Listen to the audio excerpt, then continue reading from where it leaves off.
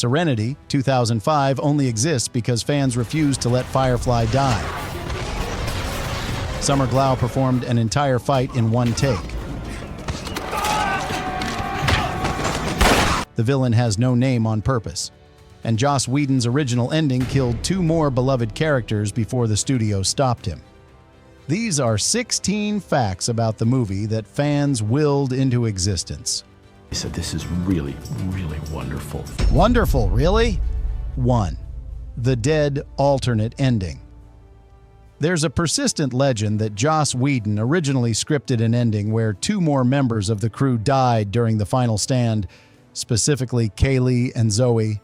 This version would have been devastatingly dark, killing off beloved characters and leaving the survivors traumatized beyond repair. The studio deemed it too dark. They argued that if fans had fought this hard to bring the show back to life, they shouldn't be punished by watching everyone die. Whedon eventually agreed. He decided that Wash's death was enough of a sacrifice to raise the stakes and prove that no one was safe, without completely alienating the fan base that had made the movie possible. A compromise between artistic vision and commercial reality. Some fans wish Whedon had been allowed to go darker. Others are grateful that Serenity ends with hope rather than total devastation. Sometimes knowing when to hold back is as important as knowing when to push forward. 2. Summer Glau's one-take wonder. The climactic bar fight where River Tam awakens and single-handedly destroys an entire room full of Reavers was performed by Summer Glau in one continuous, unbroken take. No cuts, no edits. Scary because we hadn't been those characters for... Glau, a trained ballerina with years of dance and movement training, did almost all of her own stunts for the sequence. She executed the complex choreography flawlessly while the camera circled around her. The stunt team was so impressed by her physical control and precision that they started calling her the Asset on set, both as a reference to her character being a weaponized government asset and as genuine respect for her abilities. One of the most technically impressive fight sequences in science fiction cinema. The fact that it's done in a single take without wire work or obvious doubles makes it even more remarkable. You don't need CGI or quick-cut editing to create an iconic action moment. Just an incredibly talented performer and a camera willing to let her work. 3. The Bloodless Sword. The Operative's signature sword was specifically designed by Joss Whedon to be what he called a civilized weapon, ultra-thin, impossibly sharp, designed to paralyze or kill with surgical precision rather than create gore and carnage. This wasn't just an aesthetic choice or a way to avoid an R rating. It was a deliberate metaphorical statement about the character. The Operative views himself as a cleaner for a messy government. Someone who removes problems with clinical efficiency rather than brutality. The sword's elegance and lethality reflect his philosophy. He's not a monster who enjoys violence. He's a professional who believes he's doing necessary work for the greater good. That makes him far more terrifying than a villain who revels in cruelty. The Operative genuinely believes he's the hero of his own story, and his weapon reflects that twisted nobility. 4. The Fan-Powered Greenlight Universal Pictures didn't greenlight Serenity because studio executives loved the script or believed in Joss Whedon's vision. They greenlit it because the fans, the self-proclaimed browncoats, bought so many Firefly DVDs that the sales figures broke industry records for a canceled television series. The show had been dead for 2 years, but the DVD sales proved there was a passionate global audience willing to spend money on this property. Whedon used those hard numbers as leverage in meetings. He essentially proved that the fan base was large enough and dedicated enough to justify a theatrical release.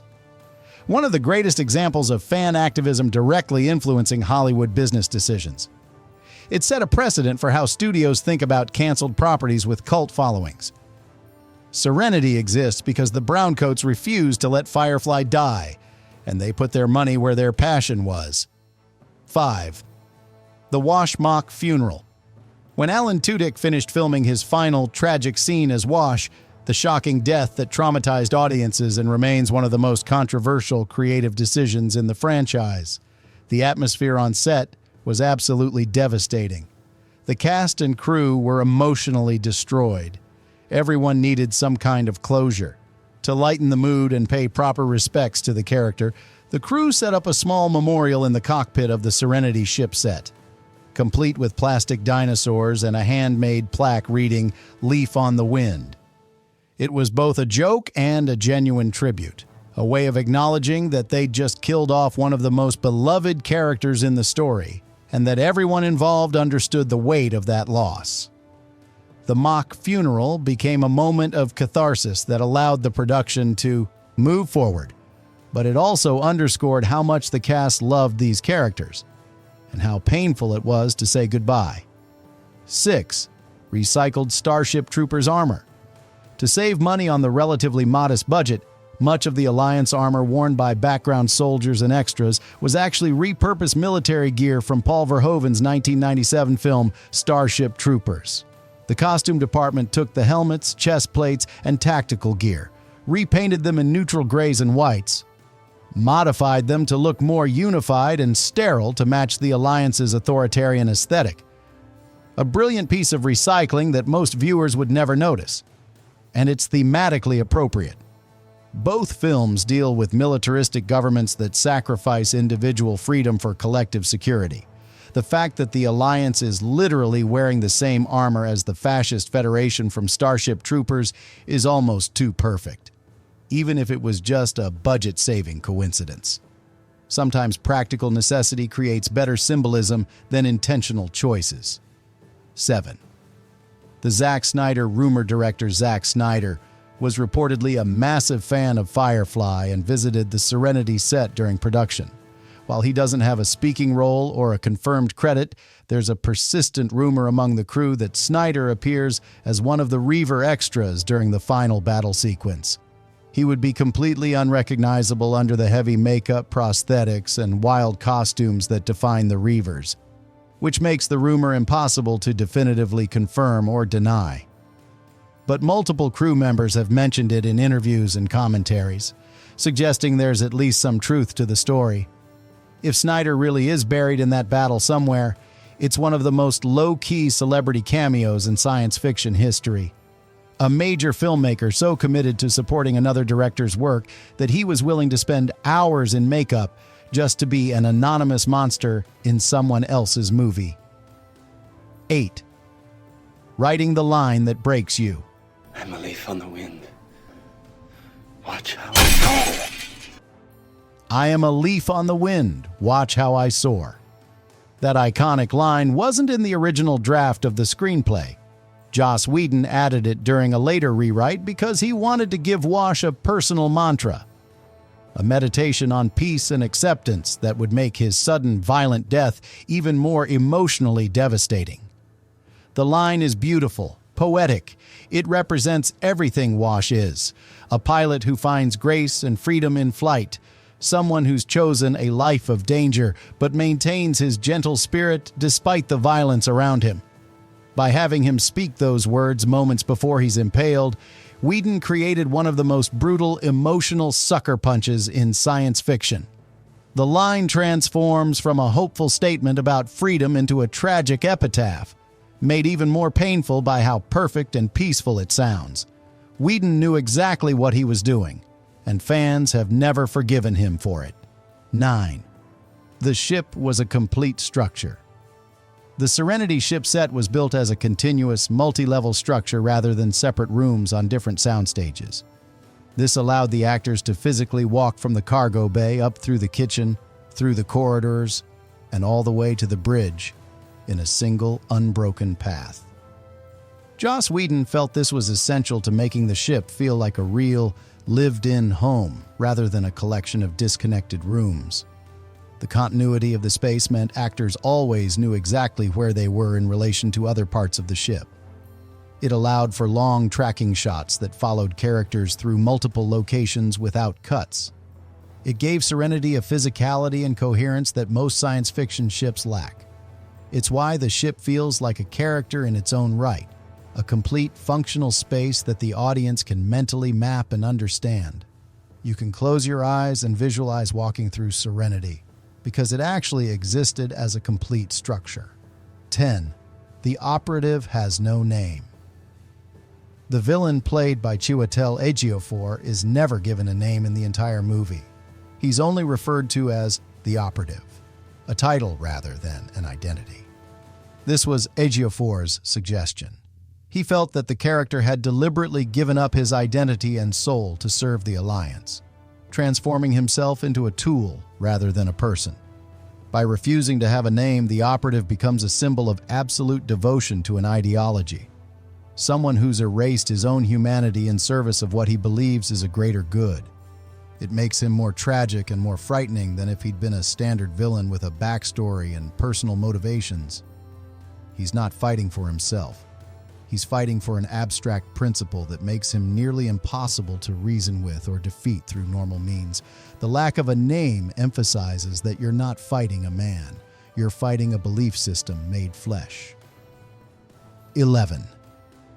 The Wind Tunnel Ghost. The distorted, ghostly recording of the scientist on the dead planet Miranda, the message that reveals the Alliance's horrific experiment that created the Reavers, was filmed with the actress literally standing in a wind tunnel. Joss Whedon wanted her hair and clothes to move in a way that felt wrong and unnatural, creating a sense of unease and otherness that would emphasize this was a message from a dead world. The wind tunnel created that effect perfectly, making the scientist look like a ghost caught between dimensions, her image flickering and distorting as if reality itself was breaking down. A deeply unsettling visual that makes the reveal hit even harder. This isn't just exposition. It's a horror scene, a glimpse into the worst thing the Alliance has ever done. The technical choice to use practical effects rather than digital distortion gave the scene a visceral quality that still feels disturbing nearly 20 years later. 12. Predicting social credit systems. The Alliance's central philosophy, their obsession with making people better through chemical intervention and behavioral control, is now recognized by cultural critics as an eerie prediction of modern social credit systems and algorithmic behavior modification. In 2005, the idea of a government trying to chemically engineer compliance and cure human nature seemed like dystopian science fiction. In the decades since, we've watched China implement actual social credit systems, seen tech companies use algorithms to modify behavior, witnessed governments worldwide experiment with population-level psychological manipulation. The film's warning about a government that believes it can and should engineer human nature for the greater good was way ahead of its time. It's become more relevant with every passing year. Serenity understood that the most dangerous tyrants are the ones who genuinely believe they're helping you. 13.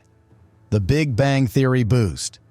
Years after Serenity's theatrical release and disappointing box office performance, the film experienced a massive spike in digital sales and streaming views because it was frequently mentioned on the sitcom The Big Bang Theory. The show's characters constantly referenced Firefly's unfair cancellation and quoted lines from Serenity, treating it as sacred text for nerds and outcasts. This introduced an entirely new generation of viewers to the movie and the series, creating a second wave of fans who discovered it through cultural osmosis rather than its original release. One of the most unusual cases of a cult film finding a mainstream audience through osmosis. The Big Bang Theory was watched by millions of people who'd never heard of Firefly. Many of them went looking for the source material after hearing it praised so consistently. Serenity became more popular after it left theaters than it ever was during its theatrical run. 14. The Final Creak. The final shot of Serenity shows the ship flying away into space with a visibly patched and damaged hull, a deliberate choice by the production designers. It shows that while the crew had survived their ordeal, they were permanently scarred by what they'd been through. The ship is still flying, still functioning, but it's not the same. It's been wounded, just like the people inside it. The final creaking sound of the ship as the credits begin to roll was meant to be a literal goodbye to the fans, a way of saying, this is the end of the story. It's both hopeful and melancholic, suggesting that life continues, but nothing will ever be quite the same. That creak is the sound of a ship and a franchise that's still alive, but knows it's flying on borrowed time. 15. The political censorship battle Serenity faced subtle but persistent pressure from Universal regarding its anti-authoritarian and anti-government themes. Studio executives were nervous that the alliance looked too much like a critique of Western foreign policy during the War on Terror era. Censors pressured Joss Whedon to make the alliance more cartoonishly evil so audiences wouldn't draw uncomfortable parallels to real-world governments. Whedon refused. He argued that the most terrifying villains are the ones who genuinely believe they're doing the right thing for the greater good. He insisted that the alliance couldn't be obviously evil. They had to be sympathetic, reasonable, and convinced of their own righteousness. Because that's how real authoritarianism works. This tension is why the Operative is portrayed as a tragic, principled figure rather than a mustache-twirling bad guy. He's not a monster. He's a believer. And that makes him far more dangerous and far more relevant to the real world. So do you think the Alliance was right to try and fix humanity? Or are you a browncoat for life? All of that, willed into existence by fans who wouldn't let go. Which Serenity secret surprised you the most? Let me know in the comments. If you want more deep dives into the sci-fi worlds that refuse to die, hit subscribe. See you in the next one.